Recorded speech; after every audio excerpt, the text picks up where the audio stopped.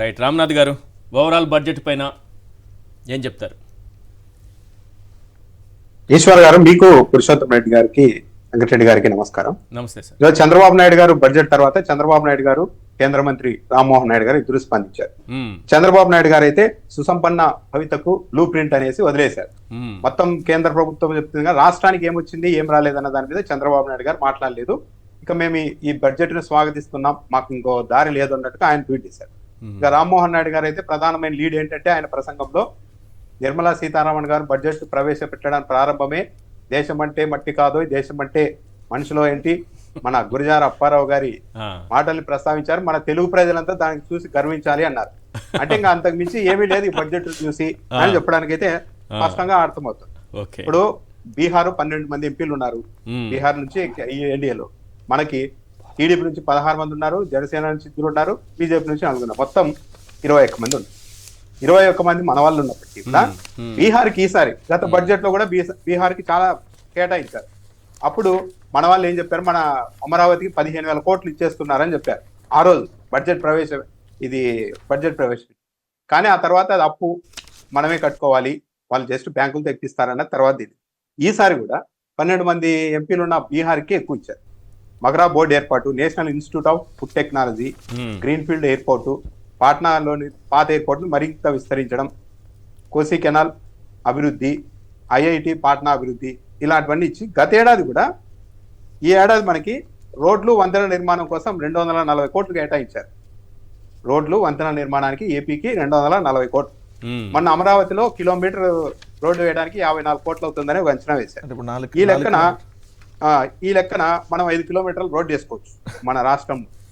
240 కోట్లతో 5 కిలోమీటర్ రోడ్లు అయితే బాగా గట్టిగా వేసుకోవచ్చు. ఎంత 5 కిలోమీటర్లు 240 కోట్లు కేటాయించారు ఈశ్వర్ గారు రోడ్లు వంతెన నిర్మాణానికి.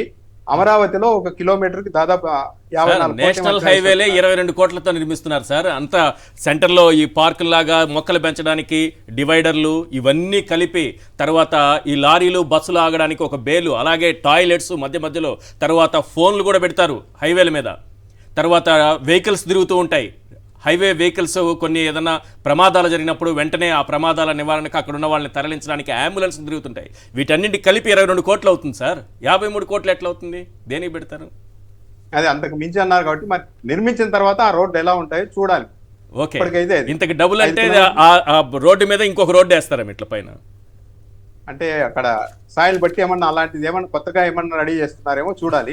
పక్కన విద్యుత్ నాకు తెలిసినంత వరకు నేషనల్ హైవేలకే 20 కోట్లు అవుతుంది. అమరావతిలో 53 కోట్లు అంటేనే లెక్క అర్థం కావట్లేదు అనేది. అదే దానికైతే గత ఏడాది అక్కడ కేవలం ఒక వంతెన నిర్మాణానికే 26,000 కోట్లు ఇచ్చారు బీహార్కి గత ఏడాది. ఒక వంతెన నిర్మాణానికి 2,400 మెగావాట్ల విద్యుత్ ప్రాజెక్ట్ కోసం 21,000 కోట్లు కేటాయించారు గత బీహార్. కానీ ఈసారి మాత్రం మనకి కనీసం ఏదీ లేదు.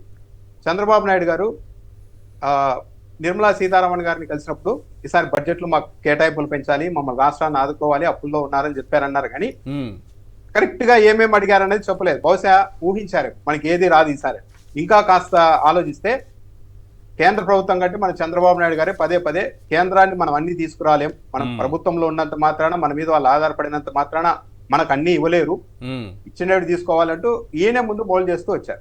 ఈరోజు ఎన్డీఏలో టీడీపీ జనసేన ఉండడం వల్ల వచ్చిన ఉపయోగం ఏంటి, నష్టం ఏంటంటే కనీసం తెలంగాణ వాళ్ళు ఇది బీహార్ గుజరాత్ రాష్ట్రాలకు సంబంధించిన బడ్జెట్, ఇది కేంద్ర బడ్జెట్ కాదు, యూనియన్ బడ్జెట్ కాదని గట్టిగా మాట్లాడుతున్నారు.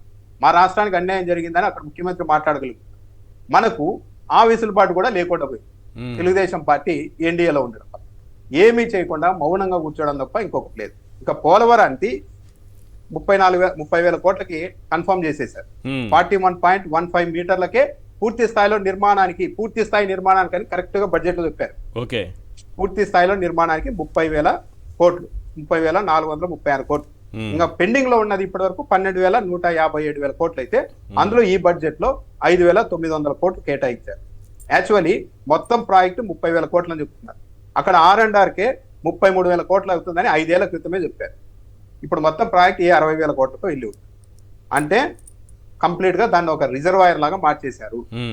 మన రాష్ట్ర ప్రభుత్వం అంగీకరించింది, కేంద్ర ప్రభుత్వం తన బడ్జెట్ లో కూడా ఇది కేవలం 41.5 1.15 మీటర్లకి పూర్తి చేస్తాం. నిజానికి చేయాల్సింది ఎంత 45.71 మీటర్లు చేసినప్పుడు మాత్రమే 200 టీఎంసీలు 900 మెగావాట్ల విద్యుత్ ఉత్పత్తి, విశాఖపట్నానికి పరిశ్రమలకి తాగునీరు, 600 గ్రామాలకి తాగునీరు, ఇక కృష్ణా డెల్టా స్టెబిలైజేషన్ కు తీసుకెళ్ళడానికి ఉంటుంది. ఇంకా మీరు ఇందాక చెప్పినట్లు ఇక పనకచెర్ల లేదు, ఏమీ లేదు.